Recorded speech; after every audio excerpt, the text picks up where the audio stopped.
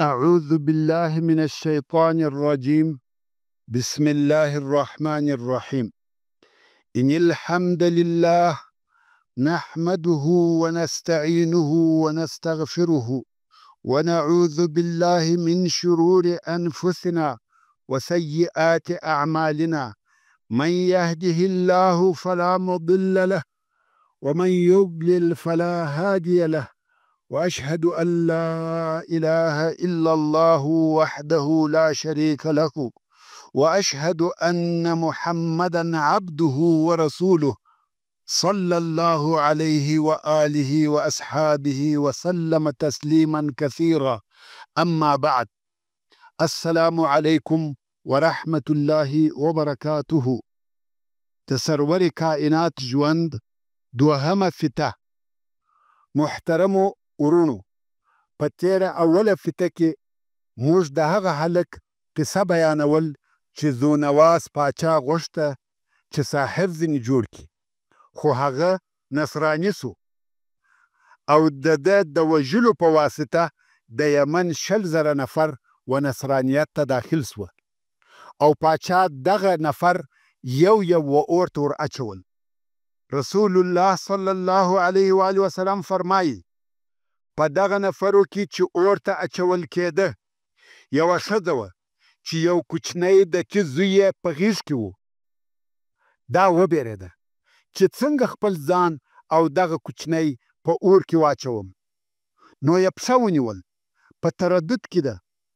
هغه د غېږې کوچني زوی یې خبرې وکړې، ویل مورې مه بیریږه، ځان و دا اور ته واچوه، ته جنت ته رهي. دا د الله عز وجل د قدرت معجزه وه چې د تی کوچنی خبرې کوي، او مور یې هم ځان او کوچنی و اور ته ور وغورځول. سبحان الله. خلقو د حق دین د اختیارولو دپاره او د دوژخ د اور څخه د خلاصون دپاره په دنیا کې ځان او اولادونه اور ته اچول. موږ ته څه پیښه ده چې د حق دین په پرېښولو د دوژخ اور اختیاروو. ورونو، دغه لوی مشهد او عظیمه قصه الله جل جلاله په قرآن کریم کې هم ذکر کړې ده، او رب عز وجل فرمایي والسماء ذات البروج واليوم الموعود وشاهد ومشهود قتل أصحاب الأخدود النار ذات الوقود إذ هم عليها قعود وهم على ما يفعلون بالمؤمنين شهود وما نقموا منهم إلا أن يؤمنوا بالله العزيز الحميد. دغه 100,000 نفر چې و نصرانیت ته داخل سوي وه ټوله و دغه اور ته واچول سوه. فقط یو نفر چې نوم یې دوس ذو ثعلبه و په تېښته خلاص سو او په ځغستا وتښتېدی. بیا هم د ذونواس لښکر په پسې و چې وینیسي، خو ذو ثعلبه و یوې ریګنې مځکې ته ننوتی او لښکر نه سوای کولی چې پسې ور ورسېږي. نو د دوی څخه خلاص سو. اوس ناست دی او فکر وهي چې څه وکړي او څنګه د خپل قوم د وژلو بدله واخلي. فکر وهي چې څوک کولی سي چې زما کومک وکړي. یو وار یې د روم پاچا قیصر ورپه یاد سو چې هغه هم نصراني دی او تر کسرا وروسته لوی پاچا او د قدرت خاوند دی. نو د روم پر طرف و قیصر ته ورهي سو چې ځان یې و قیصر ته ورساوه او د هغه دربار ته ورغلی. قیصر ته وویل چې زموږ کومک وکړه. د یمن پاچا ذونواس دغسې ظلم را سره وکړي چې 100,000 نصارا یې په یوه ورځ مړه کړه. قیصر چې متعصب نصراني و په دغه کار ډېر خفه سو او ډېر قهر ورغلی، مګر یمن ډېر لرې دی. نو یې ذو ثعلبه ته وویل یمن زموږ څخه ډېر لرې دی، خو زه به یو بل حل در پیدا کم. هغه دا چې زه به د حبشې پر پاچا نجاشي خط درکم او نفر به در سره ولېږم چې هغه دې کومک وکړي. ځکه یو خو حبشه و یمن ته نږدې ده او بل نجاشي هم نصراني دی. د ذو ثعلبه هم خوښه سوه. نو قیصر د ذو ثعلبه په ملګرتیا خط او نفر و نجاشي ته ولېږل چې د ذو ثعلبه کومک وکړه. خط و نجاشي ته ورسېدی.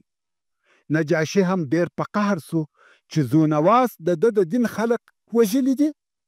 نو یې ډېر لوی لښکر چې شمېر یې 70,000 ته رسېدی جوړ کړي چې په هغه وختو کې جزیرة العرب په دغه اندازه لښکر نه و لیدلی. د دې لښکر عمومي مشر او امیر اریاط نومېدی. خو په لښکر کې یو بل نفر هم سته چې د یوې فرقې مشر دی او نوم یې ابرهه دی. لښکر تیار سو او په بحر احمر کې د کښتیو په واسطه تیر سوه څو یمن ته ورسېده. هلته د اهل یمن او د حبشې د لښکر په مابین کې ډېر لوی جنگ شروع سو. د یمن د لښکرو مشر ذونواس دی او د حبشې د لښکر مشر اریاط دی. د جنگ په آخر کې د یمن پاچا ماته وخوړه مګر تسلیم نسو او وتښتېدی. خو حبشیان په پسې وه نه پرېږدي. ذونواس د یوې کښتۍ په واسطه دریاب ته داخل سو. خو حبشیان یې هلته هم نه پسې پرېږدي څو ذونواس په خپله ځان مړ کړي. ویل نه غواړم چې د دښمنانو په لاس ووژل سم. اوس نو حبشیان پر یمن مسلط سوه او د یمن حاکم اریاط دی چې و نجاشي ته تابع دی او د هغه نائب بلل کیږي. اریاط ډېر ظالم و. یوازې پر اهل یمن نه بلکې پر هغه حبشیانو چې د ده ملګري وه پر هغو یې هم ظلم کاوه. څو خلق ډېر په تنګ سوه او ابرهه چې د اریاط په لښکر کې یو فرقه مشر و په دې ظلم او ستم نه و راضي.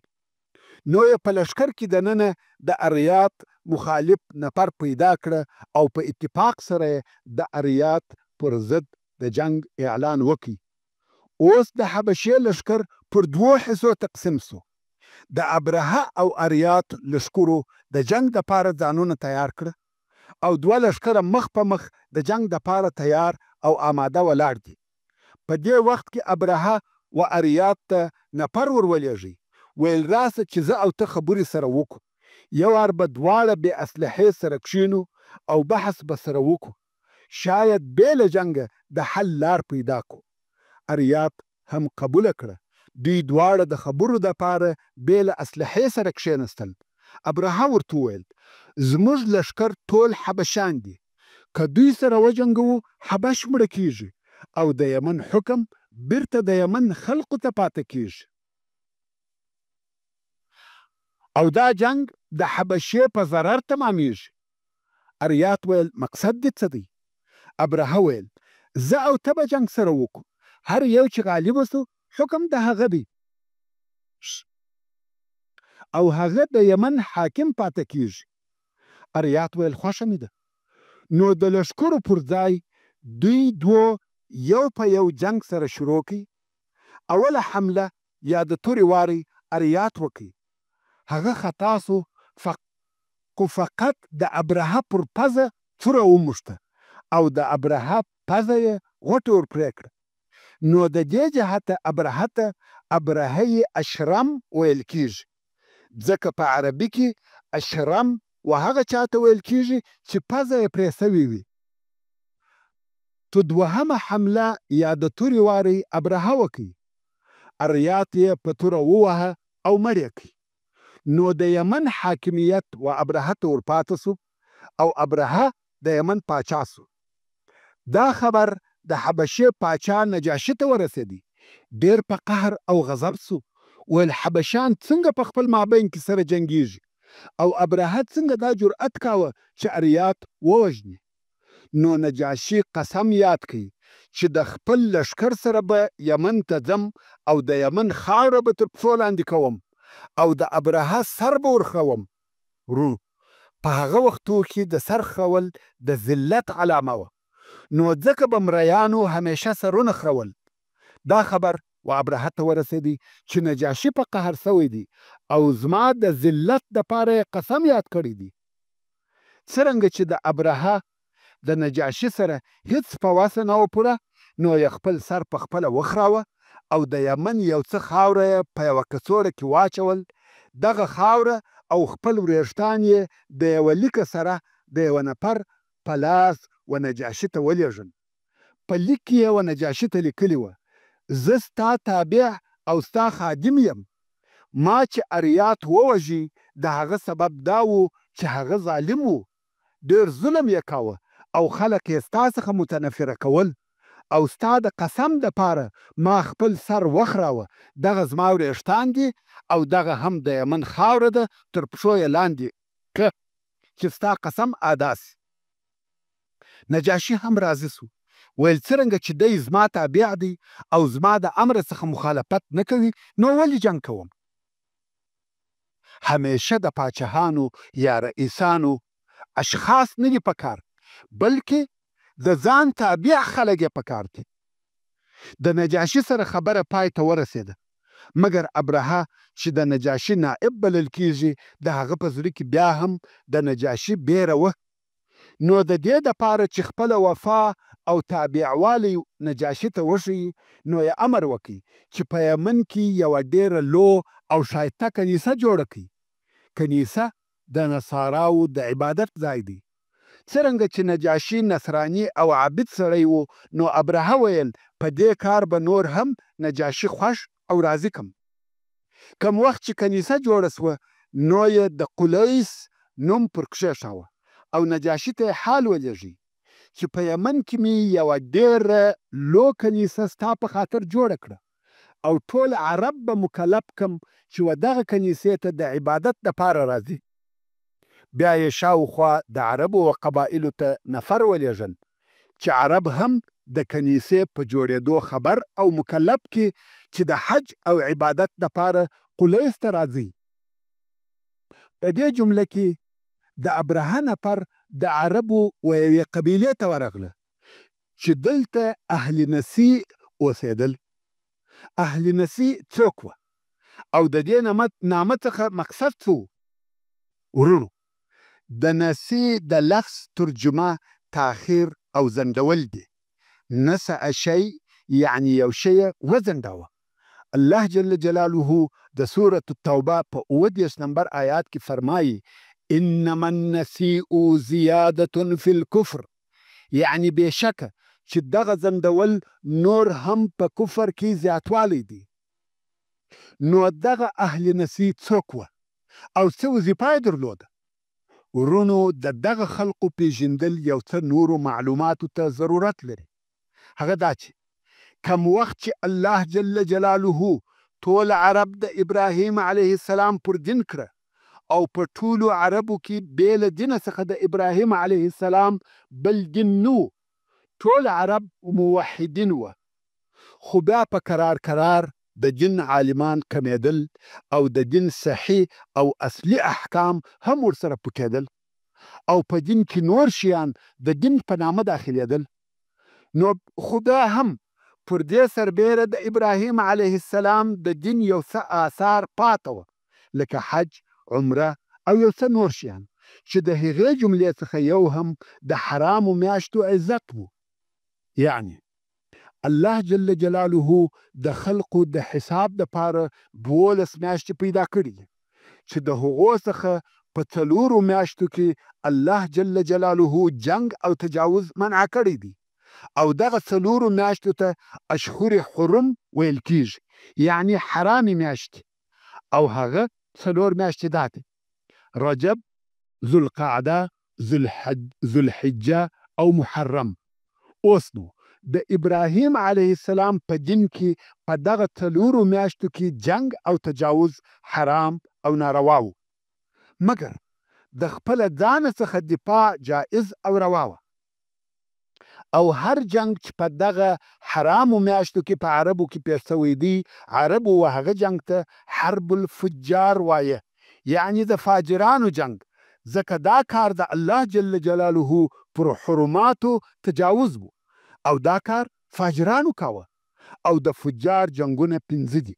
یعنی عربو په خپل ټول تاریخ کې په دغه حرامو میاشتو کې 15 واره جنگونه کړي دي او د فجار په 5م جنگ کې رسول الله صلی الله علیه و آله وسلم هم ګډون یا اشتراک کړی دی، چې دا هغه وخت وو چې د حوازن قبیلې په حرامو میاشتو کې پر مکه مکرمه حمله وکړه او قریشو د خپل ځان د دفاع دپاره د هغو سره جنگ کاوه او دفاع خو بیا جایزه او روا وه.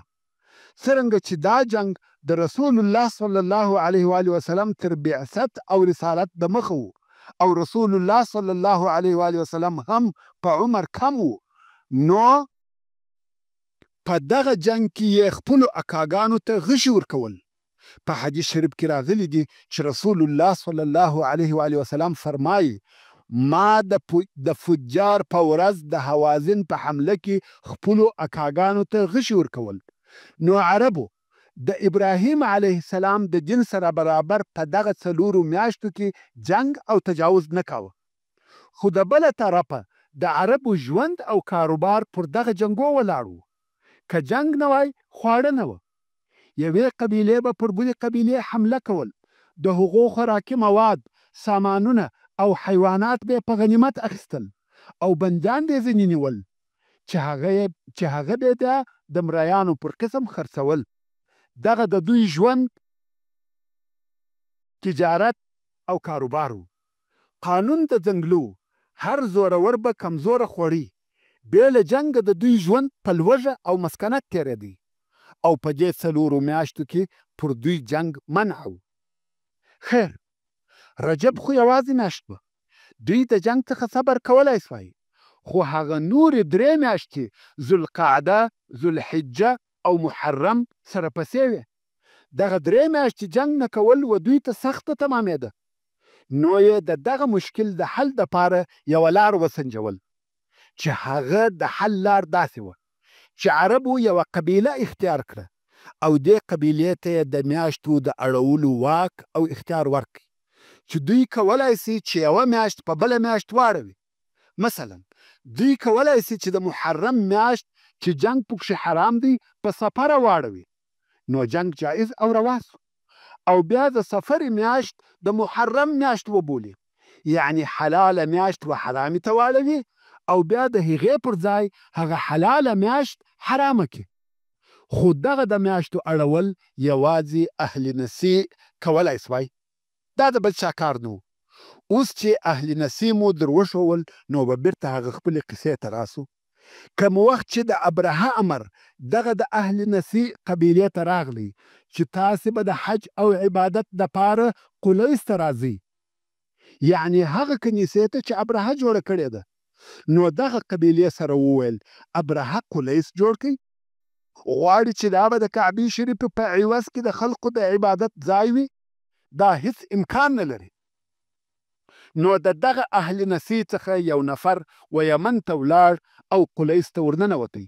په هر قسم سره چې وو یو فارغه وخت یې پیدا کړي او په قلیس کې یې انساني ضرورت ادا کړي، یعنی ګنګي او مرداري یې پکښې وکړه. په هغه سره یې د قلیس ټول دیوالونه ولړل، ټوله کنیسه یې مرداره کړه او وتښتېدی. دا خبر شاوخوا نشر سو. په خپله ابرهه راغلی او دا ښایسته منظره یې ولیده. ډېر قهر ورغلی، ویل دا کار چا کړی دی؟ خلقو ویل دا د اهل نسی د قبیلې څخه یو نفر و چې دغه خلق د کعبې شریفې ډېر عزت کوي. ابرهه چې کعبه شریفه نه پیژندل، ویل کعبه څه شي ده؟ خلقو ویل کعبه یوه د ډبرو خونه ده چې ټول عرب او نور خلق د حج دپاره ورته راځي. د یمن خلقو د کعبې شریفې په باره کې ابرهه ته نور معلومات هم ورکړ.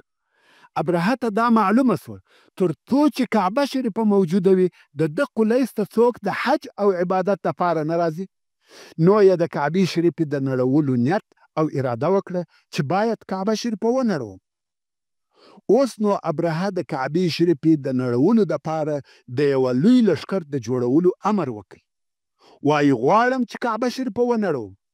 لښکر تیار او آماده سو. ابرهه د لښکره سره د یمن څخه د مکې مکرمې پر طرف رهي سو او خپل زوی یې پر خپل ځای د یمن حاکم پرېښاوه او په لښکر کې یې پر نورو فیلانو علاوه یو بل ډېر لوی فیل هم را رهي کړي چې پر دغه فیل یې د محمود نوم ایښی و او دا یې اراده وه چې په دغه فیل به کعبه شریفه نړوم. په لار کې د عربو قبیلې د ابرهه مخ ته راووتې غواړي چې د د دغه کاره څخه منع کړي ځکه د عربو قبیلې د ده تر حکم نه یې لاندې. نو د عربو د مشرانو څخه یو مشر چې نوم یې ذونفر و یو لښکر جوړ کړي او د جنگ دپاره د ابراهیم مخ ته ورووتی. خو د ذونفر لښکر دونه نه و چې د ابرهه سره وجنګېږي. نو خود د ذونفر قبیلې ماته وخوړه او په خپله ذونفر اسیر ونیول سو او ابرهه دی هم د خپله لښکره سره رهي کړي. بیا په لار کې د خثعم قبیلې ته دا خبر ورسېدی چې ابرهه غواړي چې کعبه شریفه ونړوي. دوی هم لښکر جوړ کړي چې مشر یې نفیل ابن حبیب و. خو تر لږ جنګ وروسته دې قبیلې هم ماته وخوړه او نفیل هم اسیر ونیول سو. خیر ابرهه طائر ته ورسېدی. اهل طائف چې د ثقیف قبیله وه د ابرهه څخه وبېرېدل چې خلق به مو ووژل سي او طائف به په خرابه بدل کړي. نو یو ابرهه ته نفر ورولېږل چې موږ په دې موضوع کې هیڅ دخل نه لرو، که ته کعبه نړوې ویې نړوه او د دې دپاره چې دا درته ثابته سي چې موږ بېطرفه یو او ستا په کار نه لرو، یو نفر به هم در سره ملګری کو چې تا ته لار در وښیي او کعبې شریفې ته دې ورسوي. نو د اهل طائف څخه یو نفر چې نوم یې زورغال و په خپله خوښه د ابرهه ملګری سو چې لار ور وښیي. نور عرب کله په دې راضي وه او هیڅوک داسې نه وه چې لار دې ور وښیي. خو دا یو لوی خیانت و چې زورغال وکړي. زورغال د ابرهه سره ملګری سو او د مکې مکرمې لار وښیي.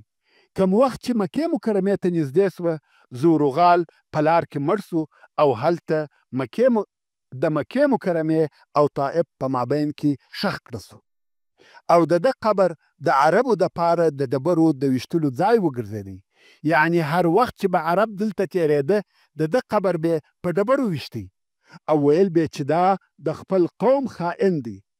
حتی که عرب تر اوسه پورې د یوه خائن دپاره مثال راوړي نو وایي فلانی زورغال دی چې خپل قوم ته خیانت وکړي او دشمن ته یې لار ور وښول. بیا نو ابرهه د مکې مکرمې و اطرافو ته ورسېدي او هلته د مکې مکرمې ساربانانو د قریشو اوښان پیول. د ابرهه لښکر دا اوښان واخیسته او خپل د لښکر ځای ته بوتله. په دې اوښانو کې 200 اوښان د عبدالمطلب وه چې دغه عبدالمطلب زموږ د پیغمبر حضرت محمد مصطفی صلی الله علیه و آله وسلم نیکه دی او عبدالمطلب د مکې مکرمې عمومي مشر او رئیس و. دا اخبار و مکې مکرمې ته ورسېده چې ابرهه راغلی دی غواړي چې کعبه شریفه ونړوي او د قریشو اوښان یې هم بوتله. نو عبدالمطلب ورغی غواړي چې د ابرهه سره وویني، خو ابرهه انکار وکړي، ویل نه غواړم چې په عربو کې د هیچا سره ووینم. عبدالمطلب و ذونفر ته ورغلی. هغه ذونفر چې د ابرهه سره بندي و ویل کومه لار او طریقه نسته چې زه د دغه پاچا سره ووینم. ذونفر ویل لکه څرنګه چې ته مې وینې زه بندي یم، خو بیا هم اونیس چې د دغه محمود نومي فلوان او تربیه کوونکی دی او ابرهه ته نږدې دی. ورونو هغه وخت فلوانانو د پاچاهانو په حضور دونه قدر او عزت درلود لکه نن ورځ چې د جنگي تیارو د ښه او تکړه پیلوټ قدر سته. نو ذونفر ویل زما او د دغه اونیس فلوان په لار کې یو څه تعلق او شناخت پیدا سوی دی. که دې خوښه وي زه به دغه اونیس ته ووایم چې ابرهه ته دې ورولي. د عبدالمطلب خوښه سوه، ویل ښه دی ته ورته ووایه. ذونفر و اونیس ته وویل دغه عبدالمطلب د قریشو د قبیلې لوی سردار او رئیس دی، که دې د ابرهه سره مخامخ او مقابل کې احسان به دې وي. نو اونیس یې واسطه سو او ابرهه هم عبدالمطلب ته د ملاقات اجازه ورکړه. عبدالمطلب چې ډېر ښایسته او د دبدبې خاوند و، هیبت یې درلود. هر چا چې به ولیدی بې اختیاره د ده عزت ځینې کېدی. نو کم وخت چې دی د ابرهه مجلس ته ورداخل سو، د اولو لیدلو سره د ابرهه په زړه کې د عبدالمطلب عزت او هیبت پیدا سو. لوړ او باعزته شخص ورته معلوم سو. ابرهه چې پر یو مخصوص تخت کښېنستی، کم وخت چې عبدالمطلب ولیدی، زړه یې ورته وویل چې عبدالمطلب هم پر دغه تخت ورسره کښېنوي. خو د نورو حبشیانو څخه وشرمېدی. نو ابرهه د خپل تخت څخه راکښته سو او د عبدالمطلب سره د ده د عزت دپاره پر مځکه کښېنستی او پوښتنه یې ځینې وکړه چې څنګه او څه لره راغلی یې. عبدالمطلب ویل ستا عسکرو زموږ اوښان بیولي دي او په هغه جمله کې زما هم 200 اوښان سته. نو زه راغلم چې دغه زموږ حیوانات بیرته وموږ ته راکړې. د دې خبرې په اورېدلو سره ابرهه ته ډېر قهر ورغلی. ویل کم وخت چې ما ته ولیدې، ته مې تر دې لوی او لوړ وبللې. ستا عزت مې وکړ، ستا د عزت لپاره پر مځکه در سره کښېنستم، خو تا چې خبرې شروع کړې فقط اوښان غواړې. ما دا فکر کاوه چې ته به د کعبې په باره کې زما سره خبرې وکړې، هغه کعبه چې ته او ستا قوم یې عبادت کوئ او معززه یې بولئ، د الله جل جلاله کور یې بولئ. ما فکر کاوه چې ته به ووایې دغه کعبه مه نړوه، مګر ته وایې زموږ اوښان راکه. عبدالمطلب ورته ویل یا ابرهه، زه د اوښانو خاوند یم، دغه د دنیا مال دی چې زه حکم پر لرم او تصرف پکښې کوم، مګر کعبه هغه ځان ته مالک لري، خپل مالک یې ساتي. د کعبې په باره کې ته پوسه او کار دی. که دا د الله جل جلاله کور وو، هغه الله جل جلاله یې ساتي. ابرهه ته دا خبره عجبه ښکاره سوه او امر یې وکړ چې د قریشو اوښان بیرته ورکړي. او بیا یې عبدالمطلب ته وویل موږ د دې دپاره نه یو راغلي چې تا او ستا قوم ته آزار در ورسوو. زموږ کار د دغه خونې سره دی، غواړو چې دغه خونه ونړوو. که ته د ځان او ستا د قوم دپاره نجات غواړې، نو تاسې د ښار څخه ووځئ چې زموږ د آزار څخه خلاص شئ. کم وخت چې موږ دغه خونه ونړول، بیا بیرته تاسې مکې ته راسئ. خیر، عبدالمطلب د ابرهه څخه رهي سو او مکې مکرمې ته ولاړی. اهل مکه یې امر کړه چې د مکې څخه ووځي. د مکې مکرمې خلک هم د ښار څخه ووته او پر هغه نږدې غرو ورته کښېنسته. ګوري چې څه پیښیږي. د مکې مکرمې ښار د خلکو څخه خالي پاته سو. په هغه معینه ورځ چې ابرهه ټاکلې وه، د ابرهه په امر لښکر سره د فیله د کعبې شریفې پر خوا حرکت وکړي، غواړي چې کعبه شریفه ونړوي. فیل سره د لښکره د کعبې شریفې و طرف ته ورهي دي. د مکې مکرمې خلک د غرو څخه ورته ګوري. کم وخت چې فیل او لښکر تر مزدلفې تیر سوه، دلته یوه شیله ده چې وادي محصر ورته ویل کیږي، او تر دغه شیلې وروسته مینا شروع کیږي. یعنی دغه شیله د مینا او مزدلفې په مابین کې واقع ده. فیل او لښکر چې و دغه شیلې ته ورسېده، په دغه وخت کې هغه نفیل ابن حبیب چې د ابرهه سره بندي و ځان خلاص کړي او په ځغستا د پیل و طرف ته ورغلی. د پیل په غوږ وځړېدی او پر نارې یې کړه پرېږده محموده پرېږده، دا د الله جل جلاله کور دی. فیل هم زنګون کت کړي پرېوتی. دلته نو د ابرهه نفر راغله چې فیل ولاړ کړي، خو فیل چې هر څه ولاړوي نه ولاړېږي، کشوي یې وهي یې، فیل حرکت نه کوي. څو هغه اونیس فیلوان راغلی، د فیل مخ یې بل طرف ته واړاوه، فیل ولاړ سو او ځي. فیل چپه راسته د شا پر طرف هرې خواته ځي چې دوی غواړي و هغې خواته ځي، خو مخ پر کعبه شریفه هیڅ حرکت نه کوي. خلق په تعجب کې دي. دوی په پیل اخته دي، مخ یې یوې خوا بلې خوا ته اړوي چې د لرې په اسمان کې د مرغانو یو سیل راښکاره سو چې د اسمان مخ یې ټوله نیولی دی. خلق په تعجب کې سوه چې دا څه شي دی. کم وخت چې رانږدې سوه، معلوم سوه چې دا د ابابیل مرغان دي. د ابابیل مرغان دونه کوچني دي لکه کوچنۍ چغکې. نوی او غټ مرغان نه دي. او د هر مرغه سره 3 د خټو څخه جوړې سوي ډبرې ورسره دي او دا ډبرې دونه کوچنۍ دي لکه د نخود یا ماشې دانې. هر مرغه فجعلهم كعصف مأكول. دا واقعه د الله جل جلاله د قدرت معجزه وه. د دې واقعې خبر د هغه وخت په متمدنو او لوی مملکتو کې لکه فارس او روم نشر سو. ځکه ابرهه په یمن کې د نجاشي نائب و او حبشې بیا د روم د حکومت سره ټینګ او نږدې تعلقات درلوده. نو روم د حبشې د لارې په دغه واقعه خبر سو او فارس چې همیشه به د روم او د هغه د حلفاو یا متعاهدینو خبرونه د جاسوسي د لارې لاسته راوړل او هغو ته به همیشه په خزه کې ناست وه، دا خبر ورورسېدی او د هغه وخت د مځکې د مخ هغه لوی او پرمختللي مملکتونه هم دغه دوه وه. نو دغه واقعې ټول عالم و ځان ته متوجه کړي او عالم یې د بیت الله په شرف پوه او خبر کړي.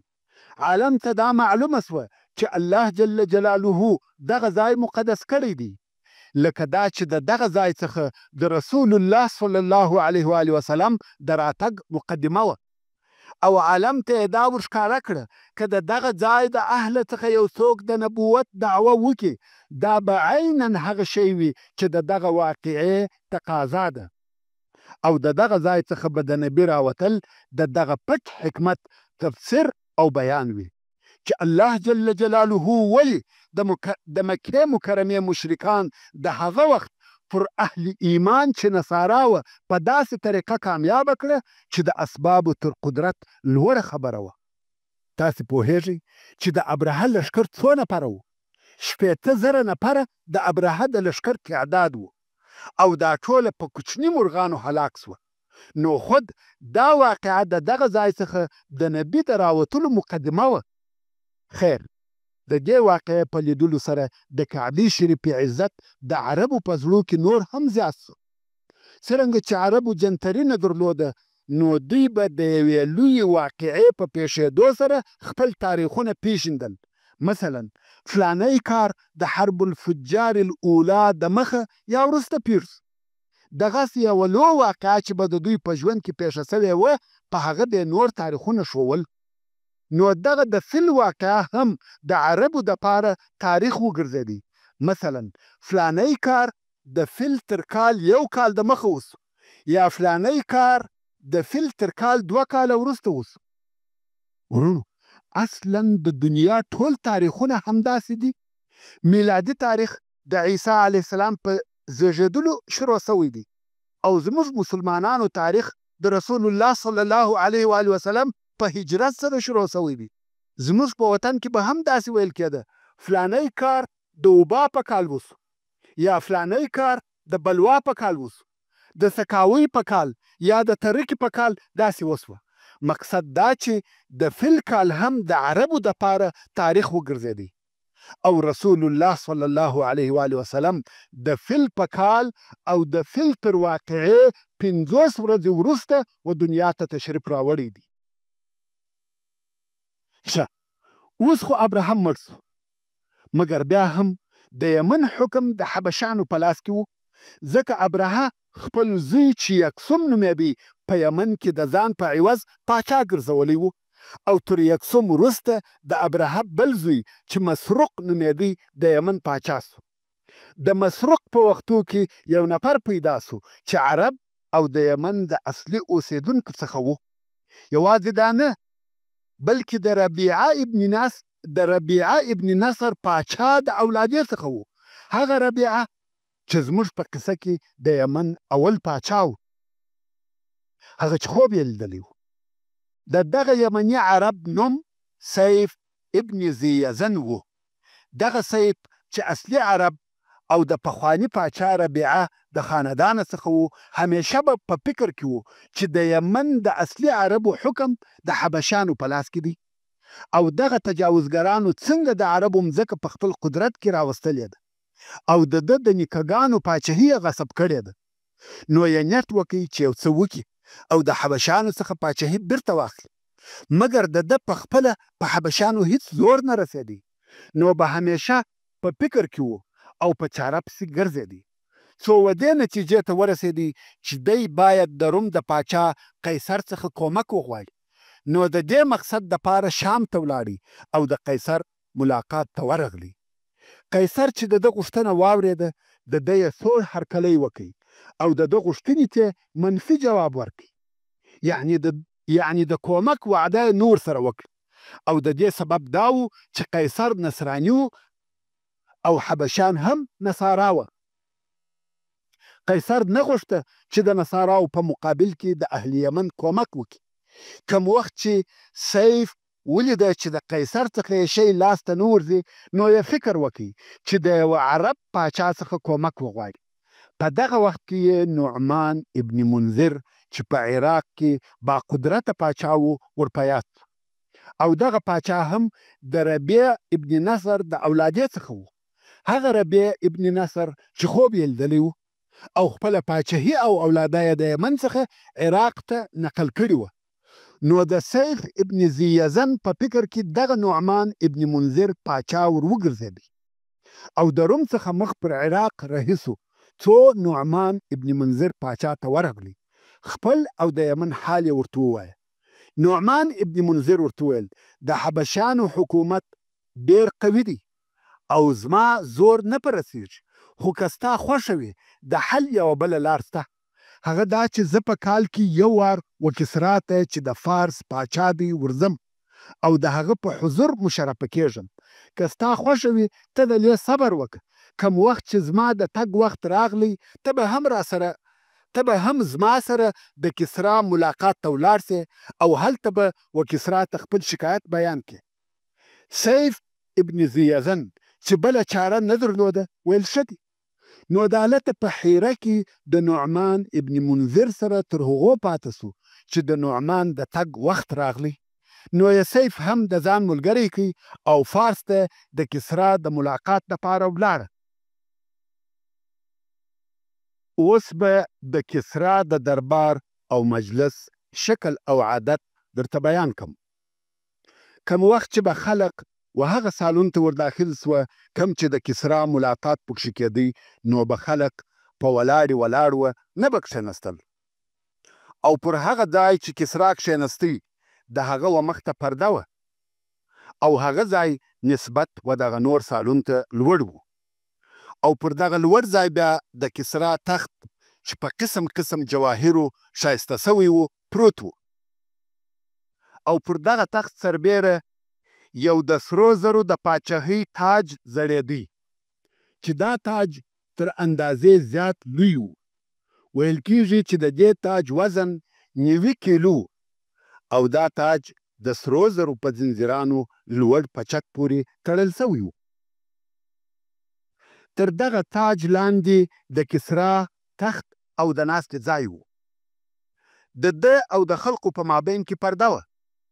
دا پرده به نه ایسته کېده تر څو چې کسرا به راغلی او پر هغه خپل خاص د جواهرو پر تخت به کښېنستی او هغه تاج چې د دروندوالي په سبب د پر سر نه سوی ایښولی، نو به دی تر هغه لاندې کښېنستی او هغه به پر سر برابر کړي. بیا به هغه پرده چې د ده او د خلقو په مابین کې وه کشف سوه. خلق خو به په ولاړ وه. کم وخت چې به د کسرا دغه عجیب او شانداره شکل او منظر ولیدی، نو به ټولو سجده ورته وکړه. العیاذ بالله، حتی پاچاهانو هم سجده ورته کول. دغه نعمان ابن منذر هم سجده ورته کول. اوس نو سیف ابن ذیزن په دغه مجلس کې د کسرا د ملاقات په انتظار ولاړ دی. څو چې پرده پورته سوه او ټول خلق پر سجده پرېوتل، بیا له سیف څخه د سجده ونه کړه، فقط سر یې وښوراوه. کسرا ته قهر ورغلی. ویل دا احمق څوک دی چې ماته سجده نه کوي؟ ورونو، کبر او غرور د انسان څخه هر څه هیروي. که یو څه فکر وکړو، آیا هغه څوک چې خواړه خوري او بیا د هغو د ایستلو ضرورت ورته پیښیږي د دې وړ او لایق دی چې عبادت یې وسي او یا دې هغه رب وبلل سي؟ خیر، فورا سیف ورته راوستل سو. کسرا ویل ولې دې سجده ونه کړه؟ سیف ویل هغه غمونه چې زما سره سته هغو د کسرا د سجدې څخه مشغوله کړم. کسرا ویل څه غمونه لرې؟ د خپل بیان ورته وکړي چې حبشیانو د یمن مځکه اشغال کړې ده. د ده د پلرو او نیکهګانو ملک او پاچهي یې ځینې غصب کړي دي او زه راغلی یم چې ستا څخه کومک وغواړم چې یمن د حبشیانو څخه راخلاص کړې. کسرا و خپلو مشاورینو او وزیرانو ته مخ ور واړاوه. ویل څه وایست؟ هغو ورته ویل دا یې موږ یمن د حبشې څخه خلاص کړي او ده ته مو ور تسلیم کړي، نو موږ څه فایده وکړه؟ د عربو په مځکه کې کم د فایدې شی نسته چې موږ د هغه دپاره د کسرا لښکر و یمن ته ولیږو. کم وخت چې زموږ مصلحت او فایده نه وي نو د لښکر لیږل بې فایدې دي. تر دې مشورې وروسته کسرا د سیف د کومک کولو څخه انکار وکړي.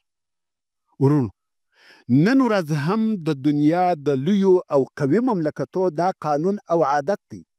په کم ملک چې خپلې خاصې ګټې او فایدې ونه لري هغه ښه ونه څېړي، حساب ورته ونه کړي، هېڅکله خپل عسکر او فوجونه هلته نه لیږي. خو دا چې ځینې کسان د هغو په هدف او مقصد نه پوهیږي او یا ځان نه په پوهوي، دا د هغو جهالت دی. که نه هیڅوک خپل عسکر د بل په ملک کې زما او ستا دپاره نه وژني. خیر، څرنګه چې کسرا پاچا و او نه غوښته چې څوک په خالي لاس پرېږدي، نو یې امر وکړي چې وده ته د سپینو زرو 10,000 درهمه او یوه ښه جوړه کالي ورکړي. فورا دا پیسې او کالي ورکړه سوه. مګر سیف د دې دپاره نه و راغلی چې پیسې واخلي، بلکې هغه د یمن پاچهي غوښته. کم وخت چې سیف د کسرا د قصر څخه راووتی، دستي یې د دغه پیسو په ویشلو شروع وکړه. خلق پر راټول دي او دی پیسې ورکوي. دا خبر و کسرا ته ورسېدی چې هغه نفر پیسې و نورو خلقو ته ورکوي. کسرا ویل دا ځوان د یوه حاله خالي نه دی، بیرته یې راولئ. سیف چې یې راوستی، کسرا ویل ما و تا ته هدیه درکړه او تا هغه و خلقو ته تقسیم کړه، د دې څه سبب دی؟ سیف ویل ای شاهنشاه، زه د سرو او سپینو زرو سره علاقه نه لرم. زه د داسې مځکې څخه راغلی یم چې غرونه یې سره او سپین زر دي. په دې خبره ده غوښته چې په کسرا کې طمع پیدا کړي او د ده کومک وکړي. ویل زه د بل غرض دپاره راغلی وم، زما زر نه دي په کار. دلته په کسرا کې هم طمع پیدا سوه. بیا یې د مشاورینو سره مشوره وکړه. هغو ورته وویل موږ خو تر اوسه پورې نه وو خبر چې په یمن کې سره او سپین زر سته، دا نوی خبر دی. کسرا وویل تاسې نه ولیدئ چې دراهم یې و خلقو ته ورغورځول؟ دا د دې علامه ده چې دی و دراهمو ته اړ او محتاجه نه دی. اوس نو کسرا او د ده مشاورین په تردد کې دي چې کومک یې وکړي که یا. هلته خو په دوی کې طمع هم پیدا سوې ده. په آخر کې پر دې فیصله وکړه چې موږ په بندیخانو کې داسې خلق لرو چې پر هغو د وژلو امر سوی دی چې باید مړه کړه سي. دغه خلق به راوباسو او لښکر به ځینې جوړ کړو، د سیف ابن ذي یزن سره بیا ولیږو. که دوی پر حبشه کامیابه سوه، یمن ستاسو، او که مړه سوه، دا هغه شی دی چې موږ یې د هغو دپاره غواړو. کسرا ویل دا ښه فکر دی. نو یې د بندیخانو څخه داسې خلق راټول کړه چې د وژلو امر پر سوی و. په دې خلقو کې غله، مجرمان، قاتلان او سیاسي بندیان وو. د دې ټولو نفرو شمیر و 800 نفرو ته ورسېدی او یو نفر یې د خپلو صاحب منصبانو څخه د دې مشر مقرره کړي چې نوم یې اخرز و. اخرز په جنگ پوه، قوي او تجربه کاره سړی و. نو یې د دغه 800 نفرو څخه لښکر جوړ کړي او د سیف ابن ذي یزن په ملګرتیا یې یمن ته ولېږل. دغه نفر په 8 کښتیو کې سپاره سوه. اول فرات ته ور داخل سوه او بیا خلیج العرب ته او بیا بحر العرب ته، تر څو چې وعدن ته ورسېده او حبشانو ته هم دا خبر ورسېدی چې د کسرا لښکر را رهي دی. هغو هم د لښکر په جوړولو شروع وکړه. سیف ابن ذیزن هم په یمن کې د هغه خپلو طرفدارانو په راټولولو شروع وکړه، کوم چې عرب او د یمن خلک وه او د حبشانو حکم یې نه و خوښ چې د دغه فارسیانو د لښکر کومک وکړي. بالاخره د دغه دوو لښکرو په مابین کې جنگ شروع سو چې یو د حبشې لښکر و او بل د فارسیانو. د حبشې د لښکر مشر په خپله مسروق د یمن پاچا و چې د ابرهه زوی دی، او د فارسیانو د لښکر مشر اخروز و. اخروز ډېر قوي او شدید سړی و. وایي د ده غشي او لیندي لطفا پټه واړه. د لښکر مشر په خپله مسروق د یمن پاچا و چې د ابرهه زوی دی، او د فارسیانو د لښکر مشر اخروز و. اخروز ډېر قوي او شدید سړی و. وایي د ده غشي او لیندي د ډېر قوت په سبب بې له ده څخه بل چا نه سوای استعمالولی. اوس چې جنگ شروع دی، اخروز ولاړ دی، د جنگ حالاتو ته ګوري او څارنه یې کوي، د جنگ نقشه جوړوي. نو پوښتنه یې وکړه، ویل د حبشانو پاچا پیژني؟ سیف ویل هو. هغه سړی وینې چې وریښمین کالي یې اغوستي دي او پر فیل سپور دی او پر تندي یې سور یاقوت دی؟ اخروز ویل هو. ویل دغه نفر یې پاچا دی. اخروز ویل اوس یې پرېږده تر هغو چې د فیل څخه کښته کېږي. بیا اخروز ته وویل سوه چې د فیل څخه راکښته سو، پر آس سپور سو. ویل اوس یې هم پرېږدئ. څه وخت وروسته اخروز ته وویل سوه چې اوس پر غاتره یا قچره سپور سو. ویل ها، د خره پر لور، اوس یې حال ګورئ. دغه اخروز د خپل لښکر شاته ولاړ و. د هغه ځای څخه یې غشي ورته برابر کړي. مسروق یې د دوو سترګو په مابین کې هغه د یاقوت پر ځای وویشتی او غشي یې د سر تر هغه بل طرف ووتی. مسروق د ابرهه زوی ووژل سو او د ده په مرګ د حبشې لښکر ماته وخوړه او د فارسیانو لښکر پر یمن مسلط سو. کم وخت چې فارسیان کامیابه سوه، نو یې حکومت و سیف ابن ذیزن ته نه کوي ور، بلکې دوی په خپله حکومت جوړ کړي. او دغه خبره تر اوسه پورې په یمن کې متل ده، وایي دا غوټه د سیف ابن ذیزن غوټه ده، خلاصېده نه لري. د یمن د خلقو دا عادت و چې کم وخت به دوی ته مشکل پیښ سو، نو بیا کومک د خارجانو څخه وغوښتی. خو کم وخت چې به هغه خارجان راغله، د دوی مشکل به تر هغه اول هم زیات سو. هو، د یمن خلق اوس د حبشې د حکومت څخه خلاص وه، مګر د فارسیانو تر تسلط لاندې سوه. بیا نو کسرا د خپل طرفه څخه یو والي پر یمن مقرره کړي چې نوم یې مرزبان و. کم وخت چې هغه مړ سو، بیا د هغه زوی توبوجان د یمن والي سو. څه موده وروسته دغه توبوجان کسرا ایسته کوي او د هغه پر ځای بازان د یمن والي مقرره کوي چې دا ټوله فارسیان وه. محترم ورونو، د رسول اکرم محمد مصطفی صلی الله علیه و آله وسلم بعثت او د نبوت شهرت په هغه وخت کې وه چې د یمن حاکم بازان و. په دغه وخت کې چې بازان د کسرا د طرفه پر یمن والي و، رسول الله صلی الله علیه و آله وسلم د فارس پاچا کسرا ته یو خط او رساله ولیږل چې په اسلام کې داخل سه. خو کسرا بې له دې څخه چې د رسول الله صلی الله علیه و آله وسلم لیک ووایي، هغه یې څرک او ټوک ټوک کړي او د قاصد په باره کې د وژلو اراده وکړه. کم وخت چې رسول الله صلی الله علیه و آله وسلم ته دا خبر ورسېدی، نو رسول الله صلی الله علیه و آله وسلم وفرمایل چې د زما لیک ټوک ټوک کړي، الله جل جلاله دې د ده پاچهي ټوک ټوک کړي. کسرا ته چې د رسول الله صلی الله علیه و آله وسلم د لیک په لیدلو سره ډېر قهر ورغلی و. ویل دا څوک دی؟ یو صحرایي عرب غواړي چې زه د ده متابعت وکړم؟ د کسرا متکبر دماغ هیڅکله دا نه قبلول او د دې مثال د ده دپاره داسې و لکه نن ورځ چې په یوه ډېره لرې صحرا کې یو کوچنی کلی واقع وي او د دغه کلي یو نفر دی د امریکا د حکومت څخه وغواړي چې د ده د دین تابع دي سي. کسرا هم په هغه وخت کې د مځکې د مخ لوی پاچا و او دا خبره ډېره عجبه ورته ښکاره سوه. دې موضوع ته په ډېره سپکه وکتل. نو یې د سرور کائنات رسول الله صلی الله علیه و آله وسلم د نیولو دپاره لښکر ونه لېږي، بلکې د یمن والي بازان ته حال ولېږي چې هلته په جزیرة العرب کې یو نفر پیدا سوی دی او غواړي چې زه د ده متابعت وکم. دغه نفر و ماته راولېږه. بازان هم د جزیرة العرب خلق ضعیفه وبلل. فقط 2 نفره یې مدینې منورې ته ولېږل، ویل ورسئ او دغه نفر ته ووایاست چې د لښکر ولېږلو او جنګ کولو ته ضرورت نسته، بې له عذره او ځنډه ځان تسلیم که. اسلام او مسلمانان ډېر ضعیف ورته ښکاره کېدل او دوی خپل ځان د دنیا لوی قدرت باله.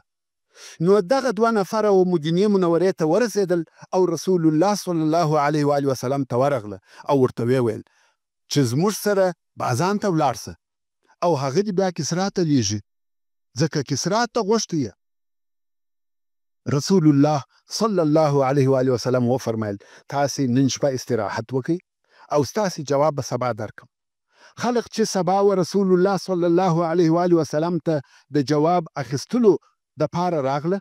رسول الله صلی الله علیه و آله وسلم وفرمیل بازان ته ووایاست چې زما رب نن شپه ستا رب کسرا ووژي. نفر وویل که نن شپه کسرا وژل سوی وي نو تا ته خبر چا راوړي؟ د فارس څخه تر مدینې منورې پورې په یوه میاشت بلکې تر هغه هم زیات خبر را رسیږي. ته څنګه خبر سوې؟ رسول الله صلی الله علیه و آله وسلم وفرمیل د الله جل جلاله د طرفه څخه وحی راته راغلی. نفر وویل ستا جواب موږ ته دغه دی؟ رسول الله صلی الله علیه و آله وسلم ویل هو، ولاړ سئ بازان ته دغه حال ووایاست. نو دوی هم رهي سوه تر څو یمن ته ورسېده او بازان ته یې دا بیان وکړي چې موږ ویل ځان تسلیم که او ده ویل چې کسرا ووژل سو. تر دغه وخته لا د کسرا د وژل کېدو خبر د فارس څخه و یمن ته نه و رسېدلی. نو بازان پوښتنه وکړه چې دا کومه شپه وه چې ده ویل کسرا ووژل سو؟ هغه شپه یې ور وښول چې فلانۍ شپه وه. بازان ویل انتظار وکړئ. پس له 14 ورځو و یمن ته خبر راورسېدی چې کسرا په فلانۍ شپه د خپل زوی د طرفه ووژل سو. دا عینا هغه شپه وه چې رسول الله صلی الله علیه و آله وسلم ورته ویلي وه چې نن شپه.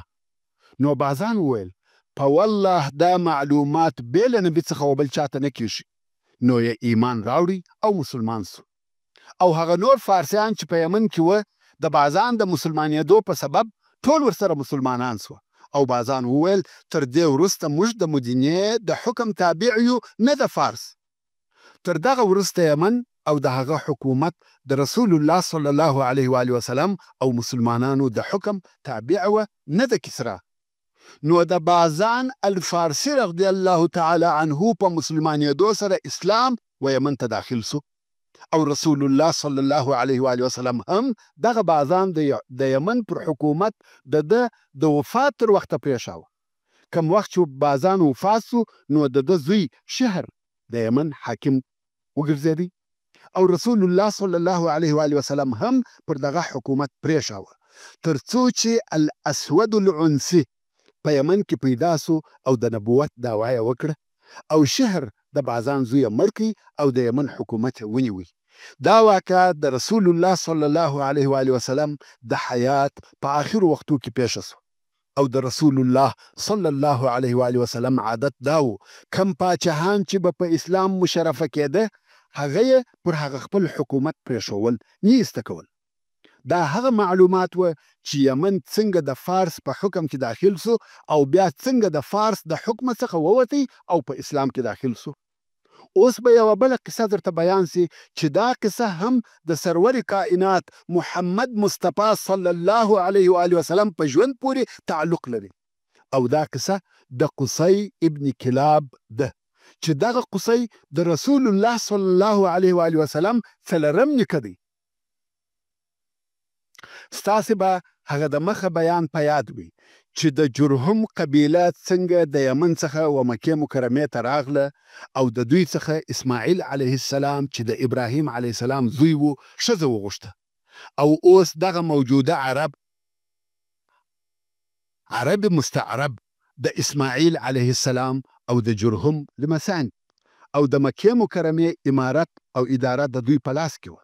او بیا د جرهم پر قبیله او د اسماعیل علیه السلام پر لمسیانو د خزاعه قبیلې حمله وکړه چې په جنگ او زور یې د مکې مکرمې حکم ځنې واخیست. که څه هم د اسماعیل علیه السلام لمسیان د هلته په مکه مکرمه کې اوسېدل، خو قدرت او د شي اختیار یې نه درلود، بلکې حکم او امریت ټول د خزاعه د قبیلې وه. او دا بیان مو هم درته وکړي چې د خزاعه د قبیلې مشر عمرو بن لحی څنګه د دوی ودین ته تغییر ورکړي او شرک یې پکښې داخل کړي. او دغه د خزاعه قبیلې تقریبا 1500 کاله پر مکه مکرمه حاکمیت درلودی. خو د اسماعیل علیه السلام د اولادې بیا هم زړه غوښتي چې قدرت خپل لاس ته راوړي، ولې چې مکه مکرمه اصلا د دوی وه او حکم یې هم د دوی په لاس کې و، مګر دا کار یې نسوای کولی ځکه قدرت یې نه درلودی. تر څو چې د اسماعیل علیه السلام په اولاده کې د قصی ابن کلاب په نامه سره یو نفر پیدا سو. ورونو،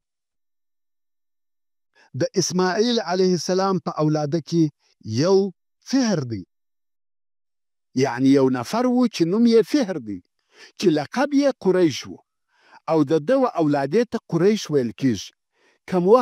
کم وخت چې قریش ذکر او یاد سي، مقصد یې د دغه فهر اولاده ده، او فهر د اسماعیل علیه السلام د نږدې لمسیانو څخه دی. نو ټوله قریش د دغه فهر اولاده ده، او قصی ابن کلاب هم د فهر د اولادې څخه دی. دغه قصی ابن کلاب ته الله جل جلاله ډیر مال او غنا ورکړی و. په خپل قوم کې مشر او سردار و، او بیا یې د حلیل د لور سره واده وکړي چې دغه حلیل په دغه وخت کې د خزاعه د قبیلې او مکې مکرمې عمومي مشر او رئیس و.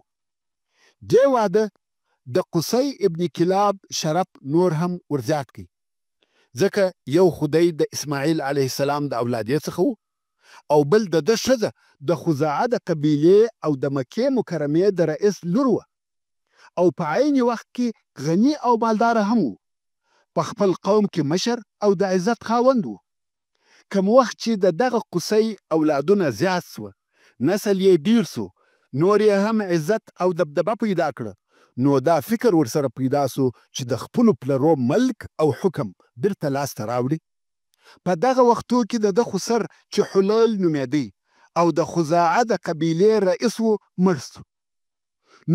نو قصی ابن کلاب اعلان وکړي چې دی د مکې مکرمې مشر او سردار دی، او د دې کار دپاره د خپلو ورونو، د اکا د زامنو او خپل قوم څخه کومک وغوښتی، او هغوی هم کومک وکړي. خلق ورته راټول سوه. اوس نو په مکه مکرمه کې د جنگ دپاره 2 لښکره جوړ سوه، چې یو د قریشو د قصی ابن کلاب لښکر دی او بل د خزاعه د قبیلې لښکر دی. جنگ پر شرف او د مکې مکرمې پر حکم دی. کم وخت چې جنگ شروع سو، ډیر کسان ووژل سوه او د دواړو طرفو څخه ډیر خلق مړه سوه. خلقو چې دا قتل او مرګونه ولیده، نو عادل او پوهانو خلقو د صلح دپاره د دوی په مابین کې مداخله وکړه. ویل تاسې باید بې له جنګ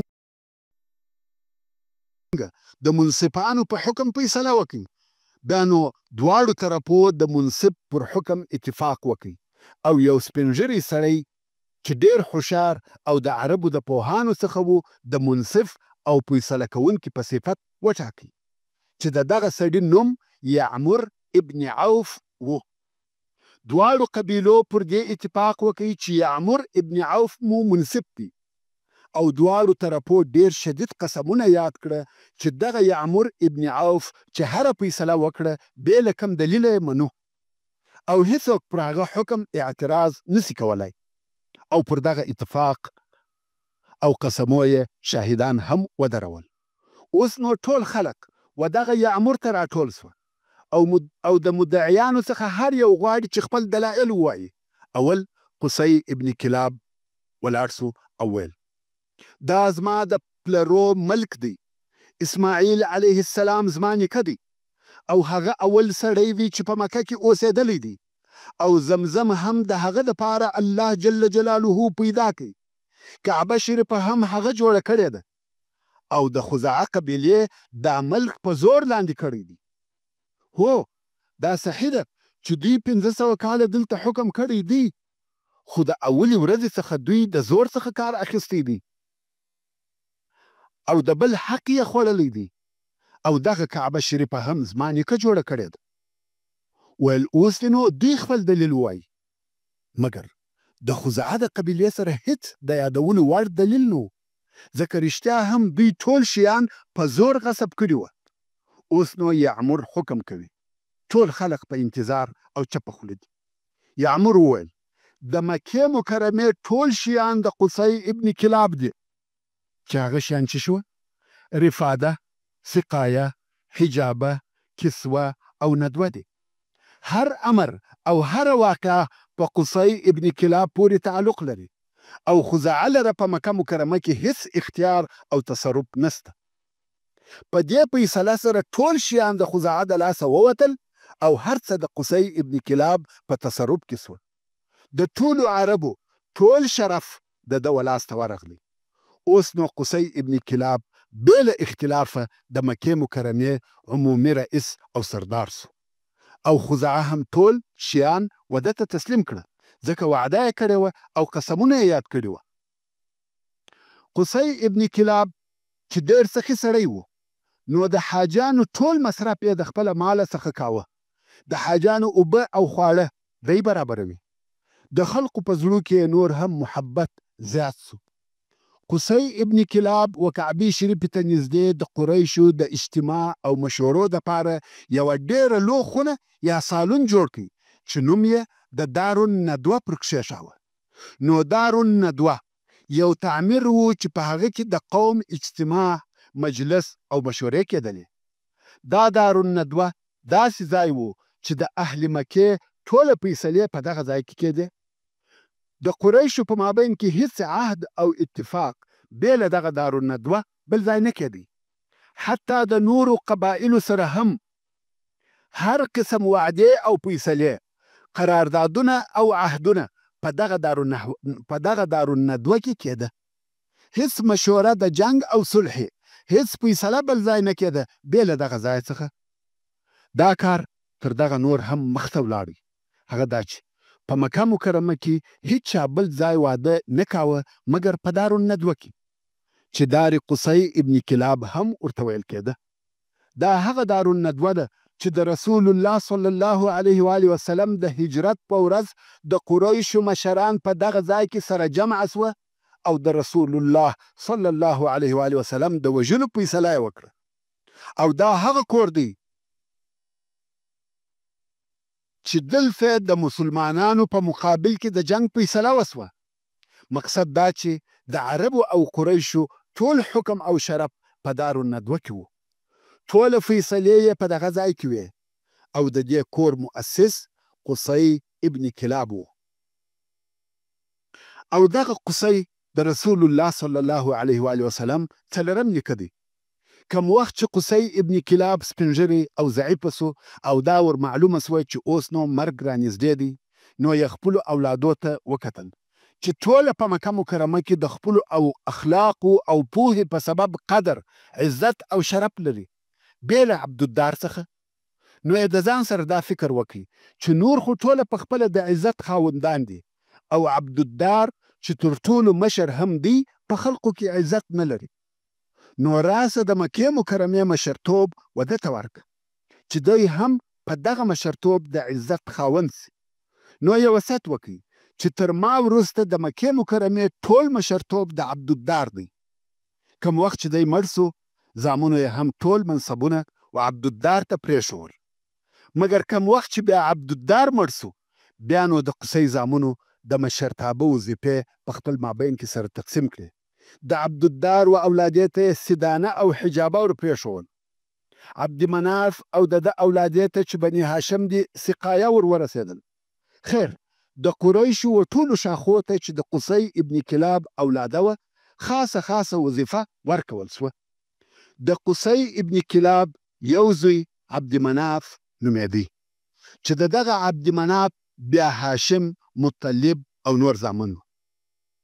یعنی د عبدمناف زامن څوک وه؟ هاشم، مطلب او نور. او د هاشم د اولادې څخه یو هم شیبه دی. ورونو د شیبه پلار هاشم تر مکې مکرمې د باندې عربو څخه یوه ښځه چې د شرف او عزت خاونده وه په نکاح کړه. څرنګه چې دې ښځې په خپل قوم کې ډېر لوړ مقام او عزت درلودی، نو دا هلته د خپل قوم سره تر مکې مکرمې د باندې اوسېده او هاشم به هلته ورتلی او د واده د شرطو څخه یو شرط دا و چې طلاق د دې په اختیار و، ځکه دا شریفه، مالداره او د عزت خاونده وه. د هاشم د دغه ښځې څخه زوی پیدا سو او د دغه زوی نوم یې شیبه کښېښاوه. څه موده وروسته هاشم مړ سو او شیبه د خپلې مور سره تر مکې مکرمې د باندې اوسېږي. کم وخت چې شیبه د هاشم زوی د بلوغ وسن ته ورسېدی، نو یې اکا چې مطلب نومېدی او د هاشم ورور و، د شیبه و مور ته ورغلی او ویل زه هلک را سره بیایم. هغې ویل څنګه یې بیایې؟ دا زما زوی دی، باید زما سره وي. مطلب ویل زوی دې اوس غټ سو او د سړیانو و درجې ته ورسېدی او دی په خپل قوم کې د سردارانو او اشرافو څخه دی. دی د قصی ابن کلاب د زامنو څخه دی. دا نه ښایي چې بې له بکې په بل ځای کې واوسېږي، ځکه هلته د ده شرف، عزت او احترام سته. ښځې چې د شرف او سردارۍ نوم واورېدی، ویل اختیار به ده ته پرېږدو چې ستا سره ځي او که زما سره پاتېږي. کم وخت چې اختیار و شیبه ته ورکړي، ده ویل د اکا سره ځم، ځکه دی پوهېدی چې هلته شرف او عزت سته او ده ته هم دغه شرف ډېر اعتبار درلودی. که څه هم د ده عمر لږ و، خو د شرف په قدر پوهېدی. اوس نو شیبه د خپل اکا سره د هغه پر اوښ تر شا ورسره سپور سو. کم وخت چې مکې مکرمې ته داخل سوه، هغه وخت عادت داسې و چې خلقو به همیشه نوي مریان رانیول. نو خلقو چې شیبه د مطلب سره ولیدی چې تر شا یې پر اوښ سپور دی، د خلقو دا خیال سو چې مطلب نوی مریی رانیولی دی. نو یوه شیبه ته عبدالمطلب ویل، یعنی د مطلب مریی. که څه هم وروسته بیا خلقو ته دا معلومه سوه چې دا د هاشم زوی شیبه دی او د مطلب وراره دی، خو شهرت یې په عبدالمطلب سره پیدا کړي.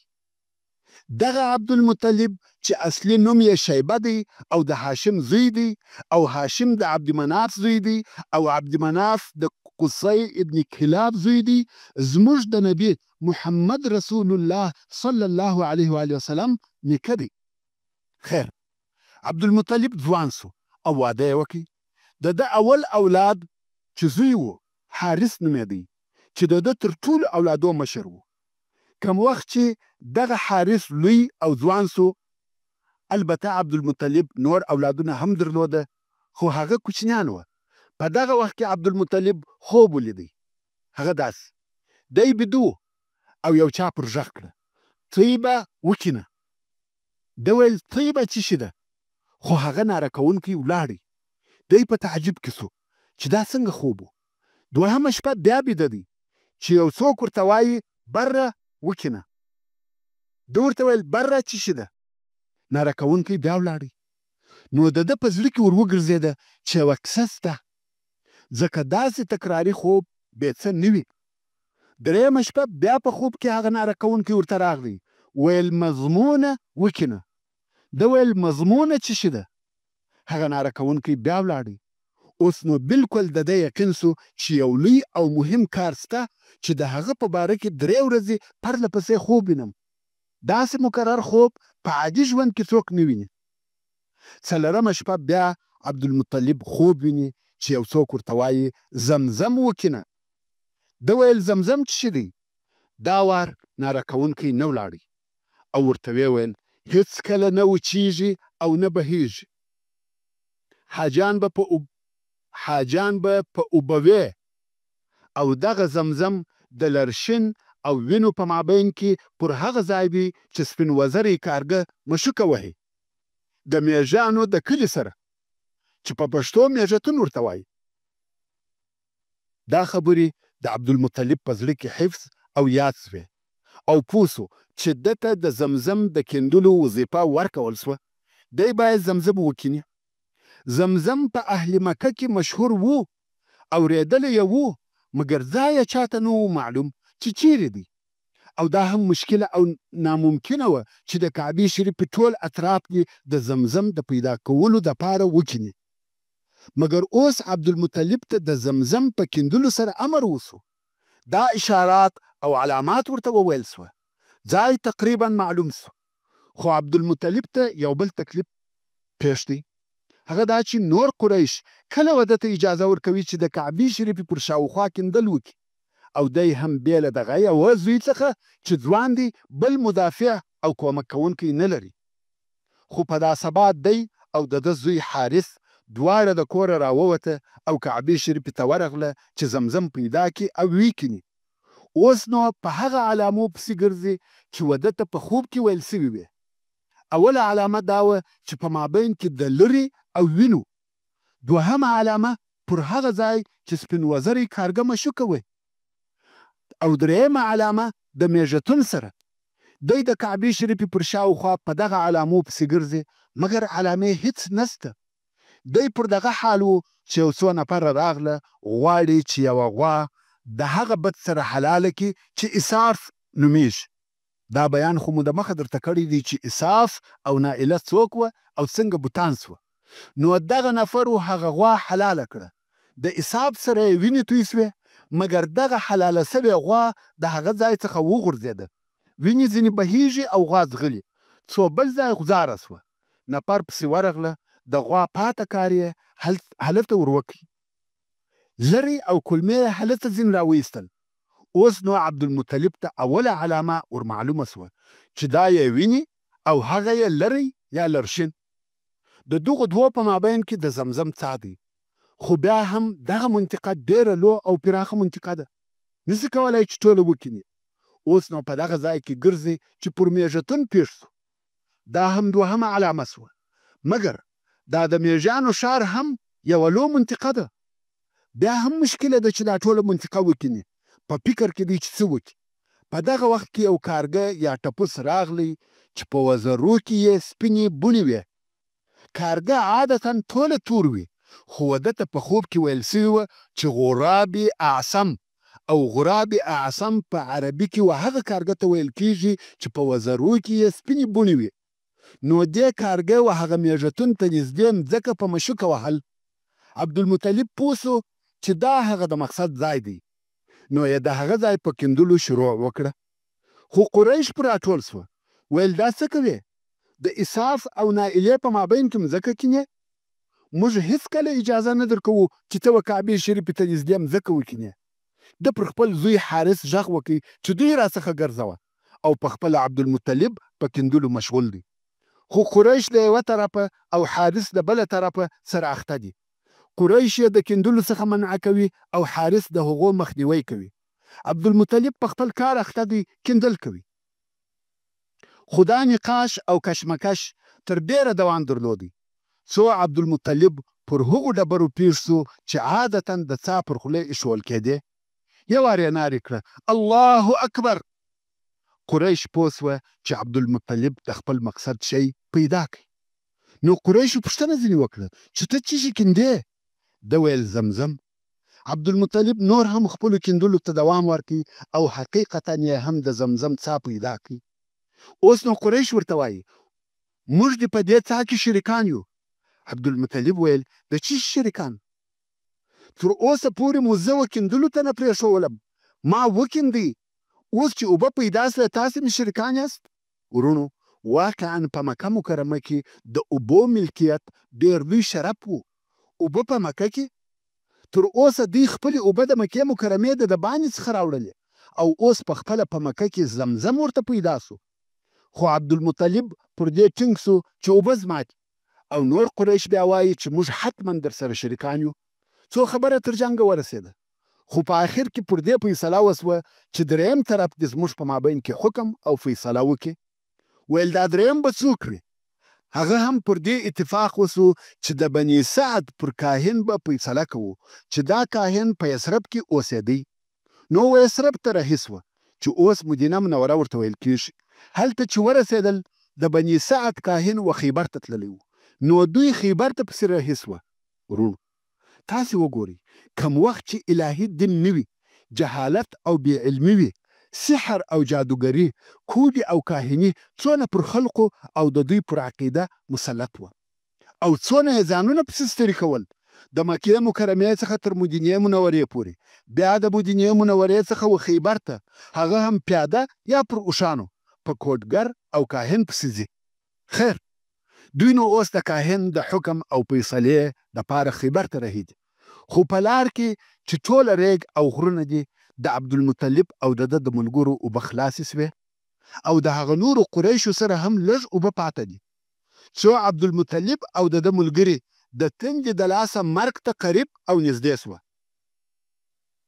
نو یې د هغه نورو قریشو څخه اوبه وغوښتې، خو هغو ویل زموږ سره دونه اوبه پاته دي چې فقط موږ ژوندي پاته سو، او اوبه یې ور نه کړې. نو عبدالمطلب او د ده ملګرو ځانونه پر مرګ وسپارل. ویل وچ دښتې، اوبه هم نه لرو او د مقصد ځای هم ډېر لرې دی، بې له مرګه بل شی نه دی پاته. نو ویل باید څه وکړو؟ ویل باید د خپلو ځانو دپاره قبرونه جوړ کړو. مرو خو حتما په دې کې خو شک نسته، مګر دا چې ټوله پر دشت پراته یو او حیوانات مو خوري، تر دې دا ښه دی چې ښخ کړه سو. قبرونه به جوړ کړو، هر یو چې د مخه مړ کېدی دا نور به هغه ښخوي، خو فقط هغه یو آخري نفر به بې ښخېدو پاته سي، دا نور خو به ښخ سي. ویل ښه فکر دی. نو یې د قبرو په کیندلو شروع وکړه او د قریشو هغه بله ډله ورته ګوري. دوی قبرونه وکیندل او د مرګ په انتظار کښېنستل. خو بیا د عبدالمطلب زړه طاقت ونه کوي. ویل دا نه ده صحیح چې موږ ناست یو او د مرګ انتظار باسو، دا عجز او تسلیمېده دي. تر هغو چې ژوندي یو باید په اوبو پسې وګرځو. نو بیا د اوبو د پیدا کېدلو دپاره ولاړ سوه. که ګوري چې د عبدالمطلب اوښ مځکه په پښه ووهل او د مځکې څخه یو څه اوبه راووتې، دوی یو وار په تلوار پر راټول سوه، اوبه یې وڅښلې. کوم وخت چې د دوی ضرورت پوره سو، نو یوه هغه نورو قریشو ته ور غږ کړه، ویل راسئ اوبه وڅښئ. هغه هم راغله، اوبه یې وڅښلې او لوښه یې ډک کړه.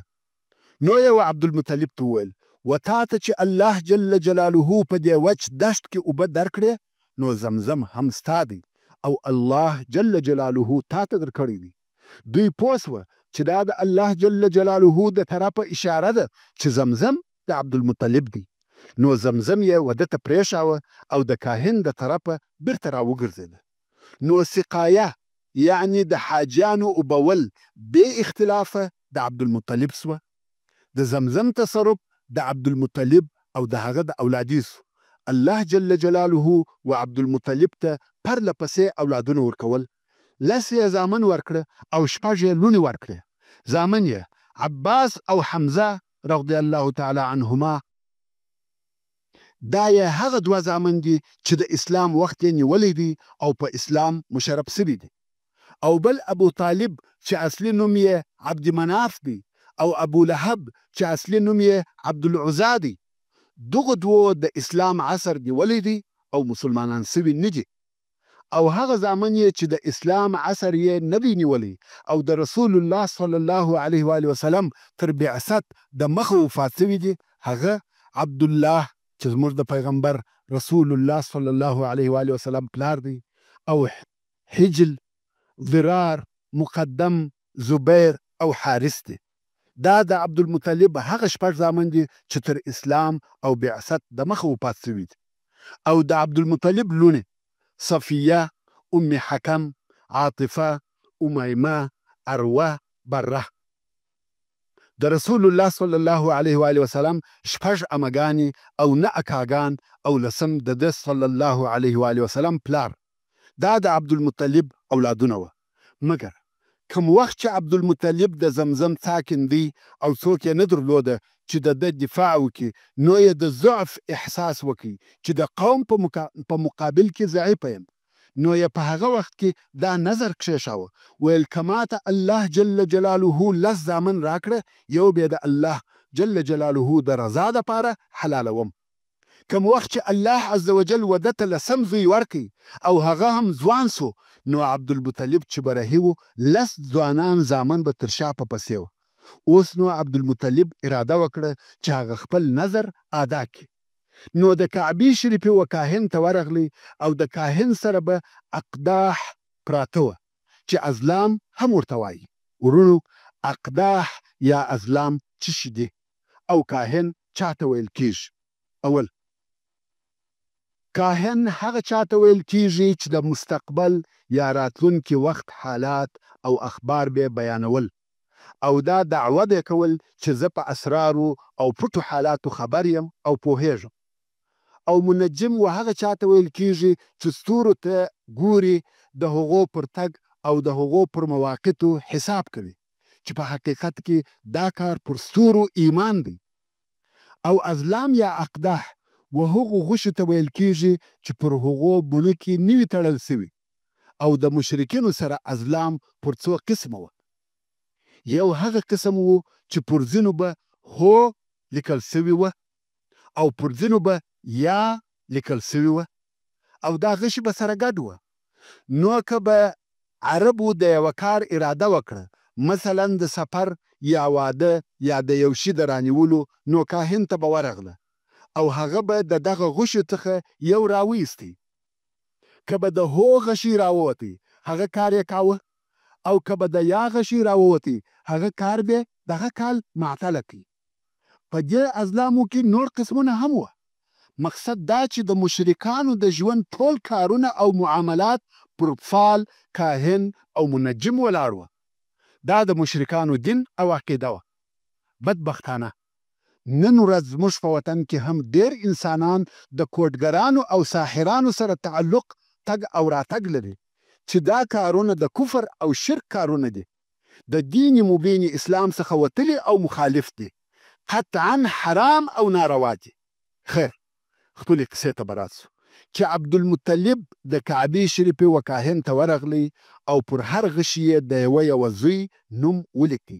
10 غشي یې جوړ کړه او کاهن ته یې وویله چې اوس نو دغه غشي سره ګډ کړه او بیا یو ځینې راوباسه. د هر یو غشي چې راووتی، هغه د خپل نظر د ادا کولو دپاره حلالوم. ورونو، دا مې هیر سوه چې درته ووایم چې پر عبدالمطلب په ټولو زامنو کې عبدالله ډېر ګران و. نو عبدالمطلب په دغه وخت کې د ځانه سره ویل که عبدالله د دغه حلالېدو څخه چپ او خلاصو، نو مسئله په خیر ده. یعنی که بې له عبدالله بل د هر یو نوم راووځي، پروا نه کوي، ځکه عبدالله تر ټولو زامنو پر ګران و. کاهن هم غشي سره ګډ کړه. عبدالمطلب په کعبه شریفه کې ولاړ دی او دعا کوي چې د عبدالله نوم راونوځي. خو کاهن چې غشي سره ګډ کړه او یو یې ځینې راپورته کړي، هغه د عبدالله غشی و.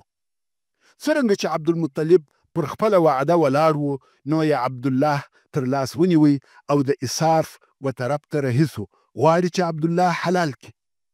قریش دا حال ویني چې عبدالمطلب زوی تر لاس نیولی دی او چاړه یې په لاس کې ده، غواړي چې خپل زوی حلال کړي.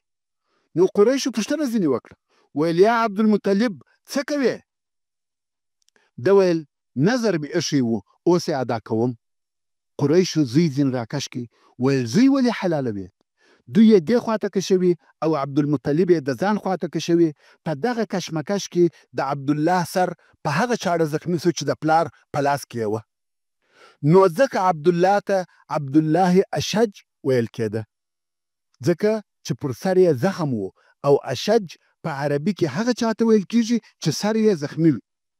اوس قریش ورته ټینګ دي چې قسم دی کې حلال کې، که تا دا کار وکړي، دا به په عربو کې عادت او طریقه پاته سي. د هر چا چې 10 زامن پیدا سوه، یو به حلالوي، هلته به نو د ژوند څه خوند او څه مزه وي. عبدالمطلب د زوی پر حلالولو ټینګ دی او قریش یې منع کوي. په آخر کې ویل چاره څه ده؟ دوی ویل د کاهنانو څخه به پوښتنه وکړو، بیا یې هغه د بني سعد کاهن اختیار کړي چې پر هغه به فیصله کوو. د دې مشکل د حلولو دپاره بیا د بني سعد کاهن ته ورغله. دا وار هغه پر ځای و. نو یې پوښتنه ځینې وکړه چې په دې مسئله کې څه وایه؟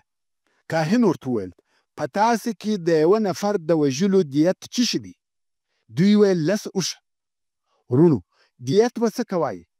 جواب: که د یو چا څخه یو بل انسان په خطا کې ووژل سي، د دغه قاتل څخه د دغه قتل او وژلو بدل د وژل سوي نفر و کورنۍ ته ورکول کیږي، چې و دغه ته دیت وایي.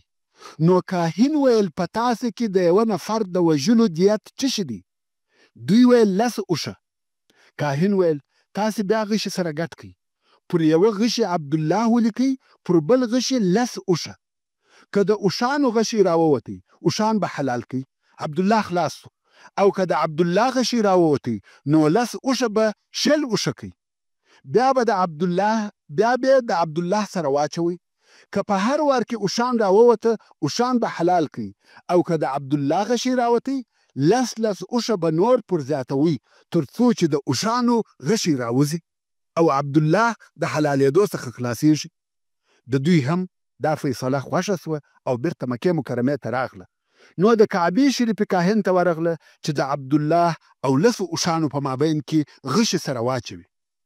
د غشو تر ګډولو او را ایستلو وروسته د عبدالله غشي راووتی. لس اوښان یې نور پر زیات کړه چې شل اوښه او عبدالله سوه. بیا د عبدالله غشي راووتی. لس اوښه نور پر زیات کړه چې 10 اوښه سوه. بیا د عبدالله غشي راووتی. دغسې لس اوښان زیاتوي او د عبدالله غشي راوځي څو د اوښانو شمېر وصلو ته ورسېدی. 10 واره غشي سره ګډ سوه، خو هر وار به د عبدالله غشي راوتی. کم وخت چې د اوښانو شمېر وصلو ته ورسېدی او غشي سره ګډ سوه، دا وار د اوښانو غشي راووتی.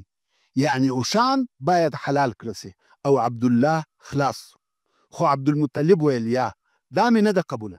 بل وار یې بیا سره ګډ کړي. بیا یې غشي سره ګډ کړه. بیا د اوښانو غشي راووتی. عبدالمطلب ویل یا درېیم وار یې بیا سره ګډ کړي. غواړي چې په دې کار کې چم او حیله نسي جوړ او پوره تاکید کوي. درېیم وار بیا غشي ګډ سوه چې یوه طرف ته عبدالله او بل طرف ته 100 اوښان دي. بیا د اوښانو غشي راووتی.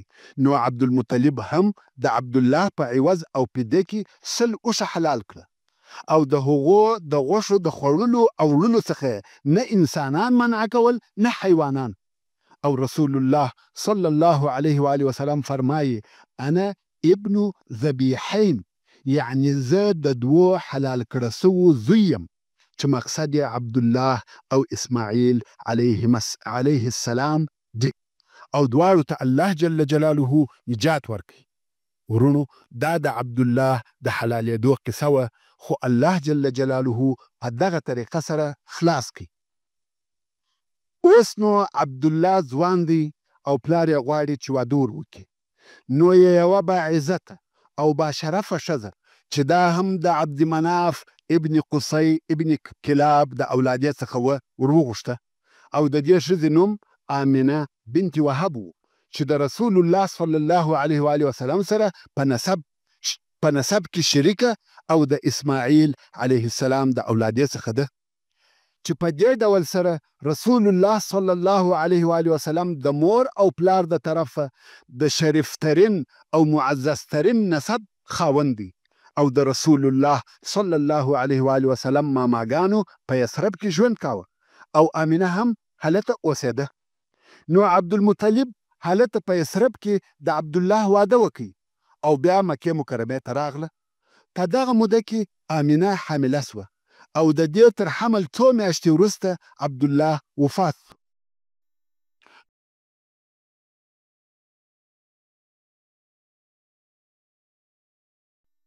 نو رسول الله صلی الله علیه و آله وسلم د مخه تر دې چې دنیا ته تشریف راوړي د پلار د طرفه یتیم سو. کم وخت چې د محمد مصطفی صلی الله علیه و آله وسلم د ولادت وخت را نږدې سو، مور یې خوب ولیدی چې د دې یو کوچنی پیدا کیږي او د دغه کوچني سره یو نور وي چې د مځکې مخ ډکوي او دغه نور تر شامه پورې ورسیږي او دا په دغه خوب کې وایي اعیذه بالله الواحد من شر كل حاسد، یعنی دلره په یوه الله سره د هر حسد کوونکي څخه ساتنه غواړم. سره له دې چې دوی مشرکان وه، خو بیا یې هم دغسې خوب ولیدی چې پناه او ساتنه یې په یوه الله سره غوښته. د فیل په کال او د فیل تر واقعې 50 ورځې وروسته د ربیع الاول د میاشتې په 12مه د دوشنبې په ورځ سرور کائنات رحمت للعالمین محمد مصطفی صلی الله علیه و آله وسلم و دنیا ته تشریف راوړي چې دا ورځ د میلادي سنې د 1501 کال د اپریل د میاشتې د 20 یا 22 تاریخ سره موافق او برابر ده. او دا چې موږ 20 یا 22 وایو دا د هغه وخت په جنتریو کې فرق و. د یوې جنتري په حساب 20 تاریخ و او د بلې جنتري په حساب 22 تاریخ و. او د ده صلی الله علیه و آله وسلم په ولادت کې عجب او د عادت څخه مخالف واقعات پیښ شو چې اوس به یو څه درته بیان سي. خو دا بیان یې په دې سبب نه دی چې د ده صلی الله علیه و آله وسلم عظمت په دغو شیانو کې دی، بلکې دا هغه علامې دي چې د ده علیه الصلاة وسلام د راتګ زیري پکښې دي. کنه اصلا د رسول الله صلی الله علیه و آله وسلم عظمت او لویي په هغه رسالت او منهج کې ده چې د صلی الله علیه و آله وسلم موږ ته راوړي دي. دغه شیان صرف د ده علیه الصلاة وسلام د راتګ زیري دي، لکه څرنګه چې حسان ابن ثابت رضی الله تعالی عنه د رسول الله صلی الله علیه و آله وسلم شاعر وایي: زه په مدینه کې وم او عمر مې 7 کاله و. په دغه ورځ چې رسول الله صلی الله علیه و آله وسلم و دنیا ته تشریف راوړي، زه د یهودو په منطقه کې د یهودو سره وم چې د یهودو یو راهب پر قلا ختلی و او نارې وهلې چې ای د یهودو ډلې، نن د احمد ستوری ښکاره سو. هغه ستوری ښکاره سو چې نه ښکاره کیږي مګر په پیدا کېدو د احمد صلی الله علیه و آله وسلم. یعنی یو ستوری دی چې تر هغو نه راخیږي تر څو چې آخر الانبیا صلی الله علیه و آله وسلم پیدا نسي، او هغه ستوری نن راختلی دی. حسان رضی الله تعالی عنه دا شاهدی ادا کوي چې دا خبر د یهودو څخه واورېدی. او د دې څخه دا هم معلومه سوه چې حسان رضی الله تعالی عنه تر رسول الله صلی الله علیه و آله وسلم 7 کاله په عمر زیات دی. او د رسول الله صلی الله علیه و آله وسلم د مبارک ولادت د زیرو او بشارتو څخه یو هم دا دی. کوم وخت چې د ده علیه الصلاة وسلام مور حامله سوه، دغه د دې حمل بې دردو او بې تکلیفه و. که څه هم تاسې ته معلومه ده چې حمل همیشه د تکالیفو او دردو سره وي، خو دا د دغه دردو څخه فارغه وه. او د رسول الله صلی الله علیه و آله وسلم د ولادت د عجایبو څخه دا ده. کوم وخت چې دی صلی الله علیه و آله وسلم پیدا سو، پر دواړو لاسو یې تکه کړې وه او سر یې لوړ نیولی و لکه اسمان ته چې ګوري.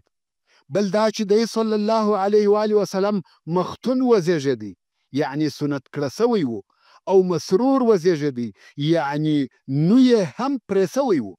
زموږ د کوچنیانو نوخو د مور څخه ورپریږي او هغه پاته بیا څو ورځې وروسته. محترمو ورونو، څرنګه چې پته پای ته ورسېده، نو زموږ د بحث پاته حصه به انشاء الله تعالی په